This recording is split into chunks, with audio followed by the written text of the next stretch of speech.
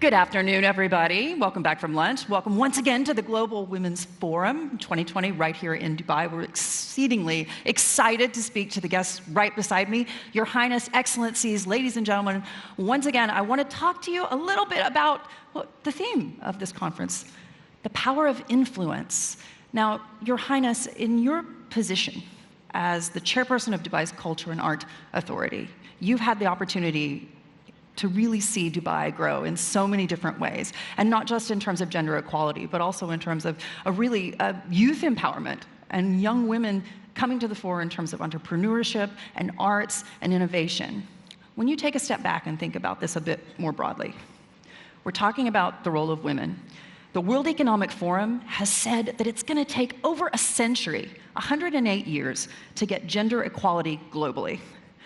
But here in the UAE, you've made such rapid strides in such a short amount of time.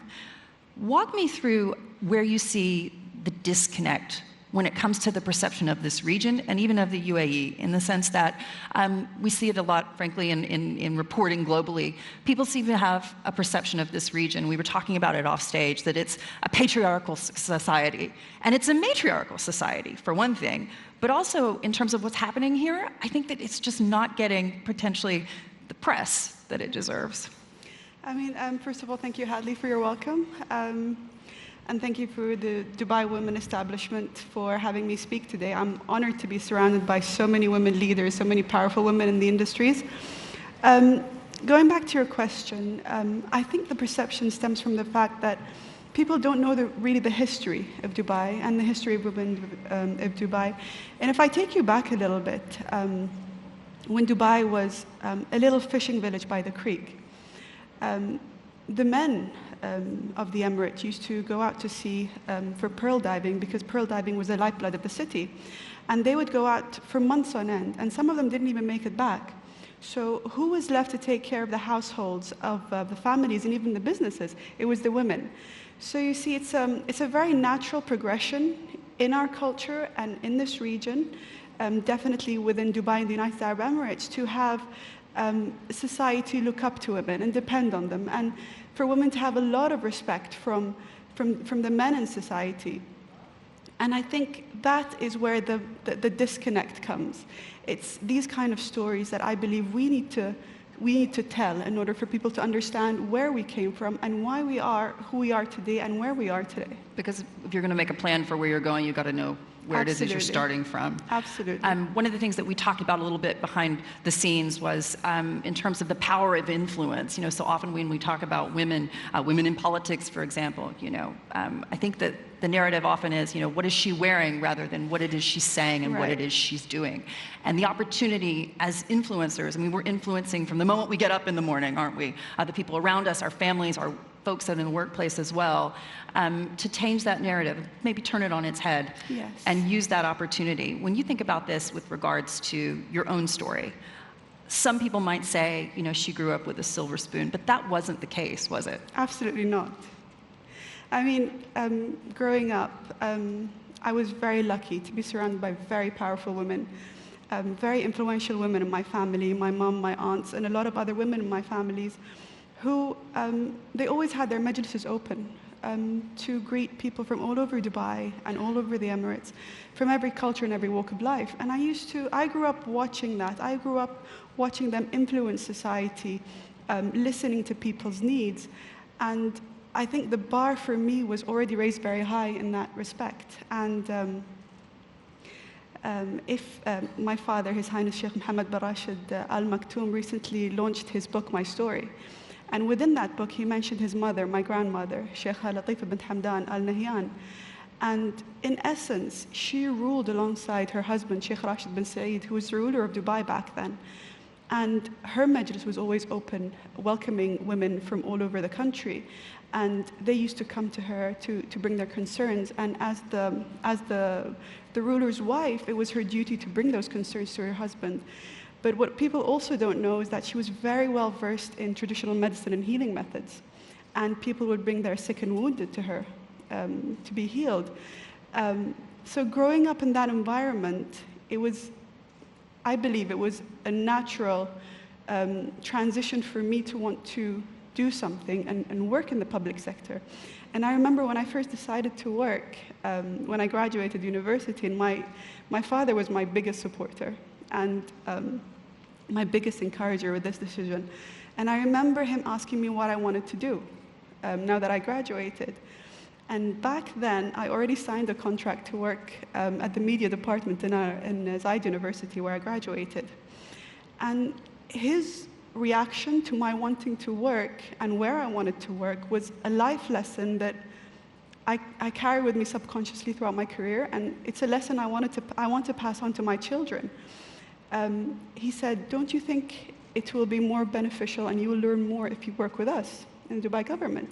And I said, "Of course." But he said, "Think about it." So the lesson for me was that he never forced his opinion on us. He had a nurturing perspective, and he always guided us to what he thought was best, but left it up to us to choose what we wanted to do with our lives. And I think that is very important when you talk about women empowerment, is we have obviously the backing of our government, the full support of our government on every level. That, along with the respect that people have for women, and I think it's very important to recognize supporting women, whatever they want to do, whether they want to be stay-at-home moms, whether they want to raise a generation, continue their education, or even join the workforce. Walk us through, in your mind, how the influence of your family, your grandmother, as well as your father, was felt in terms of your work ethic. Because, you know, today it's a digital world, right? Right. And none of us are ever really off, are we? Yes. But with the way that you grew up, how did that instill that sense of obligation and that sense of work ethic? Well, I grew up watching my father work, and he was the youngest defense minister in history. And I grew up also watching my grandfather waking up very early in the morning, getting in his car and visiting other emirates to work on projects. When I started to work, I started at the very lowest level of the government scale. And I don't think anybody knows this about my journey. And the Dubai Culture and Arts Authority back then was in its initial stage. It was basically a startup. And so we had to work on everything. And that's how I started in my career, and that's how I learned the ropes. And I learned as I went up. And I think this work ethic is instilled across the board in Dubai. For you to achieve something, you have to work hard at it and pursue it. When you think about this in terms of instilling this in coworkers, in friends, in your children as well, it's about work ethic, but it's Right. also, you know, there is a perception, I think, today where everybody just wants the top job and they Yes. want it now. Yeah. There is a value in starting from Right. the bottom. You know, walk us through that in terms of how you see that in terms of your career, but a message to folks today who are just starting out in the workforce, why it's important to go from the ground up, understand where you're working, understand how you can best contribute. Well, that's the only way you learn. You can't learn starting in a managerial role. You have to get your hands dirty. You have to work your way up. You have to be there on the ground with the people that you're working for in the industry. I remember I did everything, and that was the beauty of it for me. It was always I always enjoyed the process and not the end result. And I think this is something that people need to understand, that the process can be beautiful. When you think about what happens next within culture and arts, there's a lot of opportunity. Your workforce is 70%, I believe, women. 70% women. Which is a fantastic number. Think about that for us in the sense of where the opportunities are over the next decade in particular, because obviously with the excitement surrounding Expo 2020, Right. there's a lot happening, and I know you've got some exciting projects coming up very, very soon. Yes. But where are the opportunities do you see for women specifically to grow? I mean, one of the things that's very unique about the cultural industry in Dubai is that it's been growing organically for the past 30, 40 years. Another thing that's very unique about Dubai's cultural industry is the diversity. We have around 194 nationalities living and working, creating in Dubai. So that in itself is an opportunity because we want to continue this organic growth. I mean, I see the role as Dubai Culture and Arts Authority as an enabler and a facilitator and a promoter of the cultural industry, and not necessarily an entity that's there to govern the industry. But I mean, you know that we've launched our new cultural direction recently, and we mentioned around 17 projects. And I mentioned this to my father when I was making the presentation to him, that this is only 10% of what I'm planning to do with the cultural industry, because I see the bulk of the work going into laying the foundations and ensuring the infrastructure is right, the regulations are right for the industry to flourish, whether it's, you know, for both genders, especially for the youth who are coming into the industry now.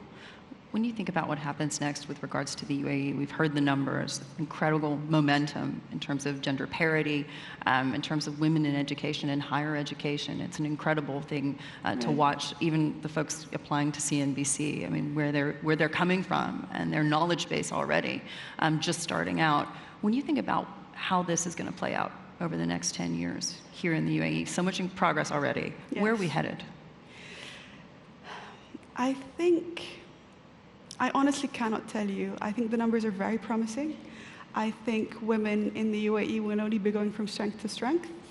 I even mentioned to you backstage that sometimes I almost want to see an equal balance of women and men, you know, in our authority. But I believe the support of the government is crucial in really driving women forward, especially, I mean, listening to the conversations here today, especially in entrepreneurship. And of course, within the cultural industry as well. But I only see them going from strength to strength. When you think about that with regards to community, Dubai, the UAE is a real community. Right. It's an international community, but at the same point, obviously, with very strong leadership. Yes. How do we take the lessons that have been learned over the last few years here in the UAE and apply them more globally? Because it can't just be about government intervention. Right. It had to be more grassroots, and that is where the influence comes. I believe, yes, a lot of it is about government support and creating laws and regulations to support women in the workforce. But also a lot of it is due to respect, and culturally within the Emirati society and, you know, the wider Arab society, I believe we value respect a lot, and women are given a lot of respect than people know about. Confidence in them to be able to pursue their goals or their aspirations. And I believe we have very brave women here, and they have a lot of courage to go out and realize their dreams and achieve their ambitions. So I think these elements coming together will be key to that growth, and hopefully ripple out across the region as well. I think one of the things that we talk about a lot in terms of the CNBC dynamic, in terms of the business sector and financial sector, is you know, women in the workforce. The numbers are growing. They need to grow much, much further. I mean, we're still talking about the World Economic Forum's number of 100 years. But in terms of tackling that as women and as colleagues, and with the help of male colleagues as well, when we talk about empowering women, it's not just about teaching them and mentoring them, but it's also about advocating them for higher positions, right? It's also about going into the room and saying, these people, they're working here, they're incredible women, we should be promoting them. Right. Yeah. I mean, one of the things that my father instilled in me is that you succeed from merit. And honestly, if it wasn't for him and his encouragement and his support and him giving me a chance to do what I do now, I wouldn't be here speaking to you. It's absolutely crucial to give them as many opportunities as possible, because they can prove themselves once given the opportunity. Your Highness, we're about to run out of time, but I just wanted to ask you in closing to give us your sense of what's the direction for women today, because we're seeing more women running for political office, we're seeing more CEOs. Here in the UAE, tremendous progress. In the region, a heck of a lot of progress if you look over at Saudi Arabia in the last few years alone, and I've had the privilege to go and do that story in multiple different ways. But where are we headed, do you think, globally? I believe there's a lot more opportunity for women. I mean, I can speak for the UAE to say, I mean, one example is our Minister of Advanced Sciences, I can't see her in the crowd, she's somewhere here, is a female. And she's also the deputy project manager for the UAE Mars mission. So for women in the UAE, even space is at the limit. And I believe the UAE has created such a successful model for gender equality that I hope it can be replicated across the region and around the world. And I hope people can see what has been done here. Your Highness, Sheikha Latifa, thank you so much for joining us. Thank you so much for having me.